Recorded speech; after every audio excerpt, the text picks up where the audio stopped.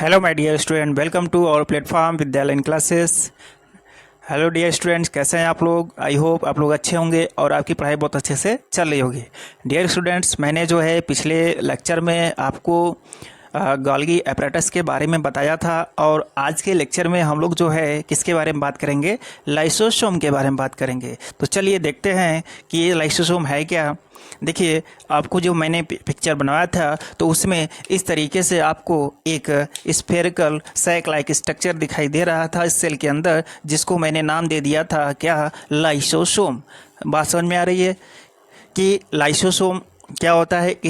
Spherical vesicles होता है जो कि कौन फॉर्म करता है? आपका गोल्गी एपरेटस फॉर्म करता है। तो चलिए बात को देखते हैं। पहला पॉइंट क्या है? It is membrane bound sac. यह क्या होता है? मेम्ब्रेन बाउंड सैक होता है। मैंने आपको बताया था कि यह कैसा मेम्ब्रेन, कितने मेम्ब्रेन होंगे इसमें? 1 मेम्ब्रेन होगा, इसलिए इसको जो है single membrane bound cell organelles कह सकते हैं। ठीक है, ये फील्ड होता है, किससे फील्ड होता है भाई? पावरफुल डाइजेस्टिव एंजाइम्स इसमें पाए जाते हैं। जो एंजाइम्स होते हैं बहुत ही पावरफुल होते हैं, उससे ये क्या होते हैं? आपका जो है फील्ड होते हैं, भरे होते हैं। ठीक, उसके बाद लिखा गया है this enzymes are synthesised by rough endoplasmic reticulum, that is RER। मतलब ये जो एंजाइम है, ये एंजाइम का फॉर्मेशन कौन कर रहा है? Rough endoplasmic reticulum.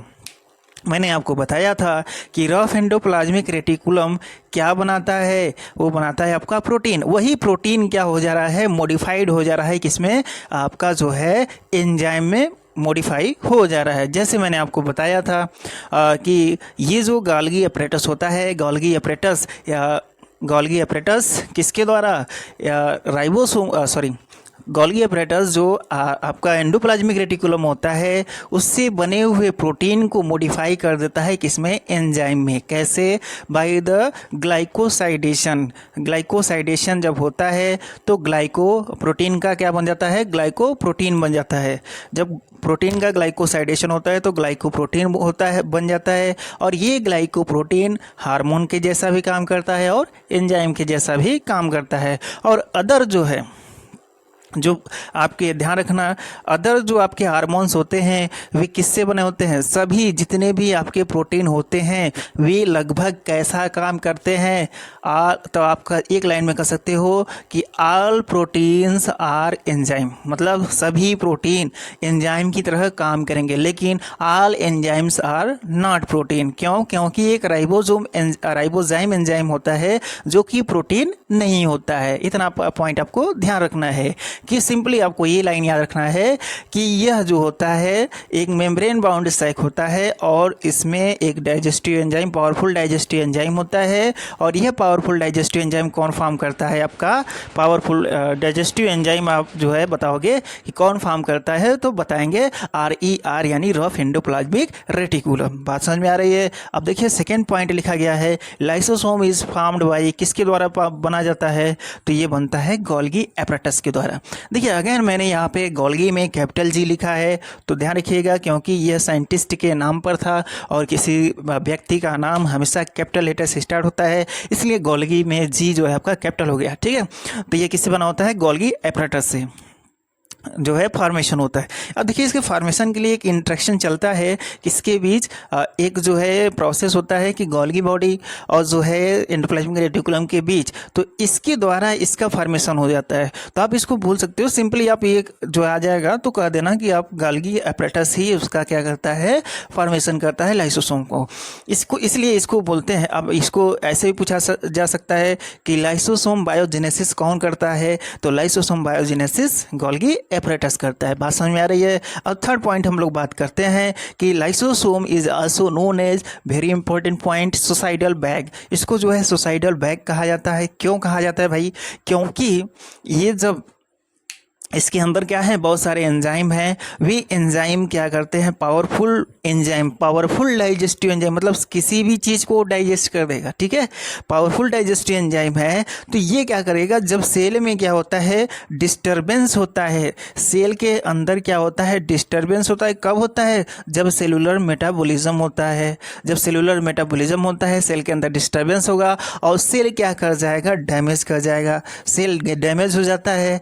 जैसे ही सेल डैमेज होता है आपका जो है ये डाइजेस्टिव एंजाइम, ये जो है आपका लाइसोसोम क्या करता है, बर्स्ट कर जाता है। लाइसोसोम आपका बर्स्ट कर जाएगा। बर्स्ट करने से इसमें जो मोस्ट पावरफुल डाइजेस्टिव एंजाइम है, यह एंजाइम क्या हो जाएगा, बाहर निकलेगा और पूरे सेल को, देखिए इस तरीके से अगर ये सेल के अंदर है, ये सेल के अंदर है, अगर इसमें से एंजाइम बाहर निकला तो ये पूरे सेल को क्या कर देगा, डाइजेस्ट कर देगा। पूरे सेल को इस तरीके से डाइजेस्ट कर देगा और इस सेल की क्या करा देगा, बताइए, इस सेल को जो है डाइजेस्ट करके इसकी क्या करा लेगा भाई, इसको जो है ये सुसाइड करा देगा। इसलिए इसको सुसाइडल बैक कह देते हैं ऑफ द सेल। ठीक है, डाइजेस्ट देयर ओन सेल, जिस सेल के अंदर है उसी सेल की क्या कर दिया, जो है सुसाइड करा दिया, इसलिए इसको सुसाइडल बैक कहा जाता है।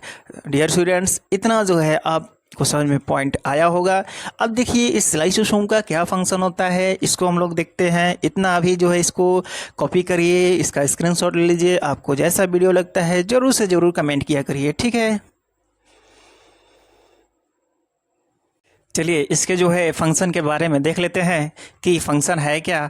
फंक्शन में इसके पहला पॉइंट मैंने लिखा है, it keep the cell clean, मतलब सेल को क्या रखेगा, क्लीन करेगा। It keep the cell clean, जो हमारा सेल होता है सेल को क्लीन करता है। कैसे, by digesting the old organelles और डेड ऑर्गेनेल्स और वर्न आउट ऑर्गेनेल्स। जितने भी आपके ओल्ड ऑर्गेनेल्स हैं और वार्न आउट ऑर्गेनेल्स है। वार्न आउट का मतलब ये होता है कि चलते चलते वो थक गया है, ठीक है, या तो उसमें कुछ ना कुछ डैमेज हो गया है, ठीक है, वैसे ऑर्गेनेल्स को, या तो ओल्ड ऑर्गेनेल्स को, या तो डेड ऑर्गेनेल्स को, इन सभी को क्या करता है, डाइजेस्ट करके जो है बाहर कर देता है। साथ ही साथ हमारे सेल के अंदर बहुत सारे जो है फॉरेन पार्टिकल्स आ जाते हैं, लाइक बैक्टीरिया हुआ, ठीक है, फूड मटेरियल्स। कुछ फूड ऐसे होते हैं कि जो कि वेस्ट होते हैं और हमारे काम के नहीं होते हैं, तो उनको भी क्या करता है,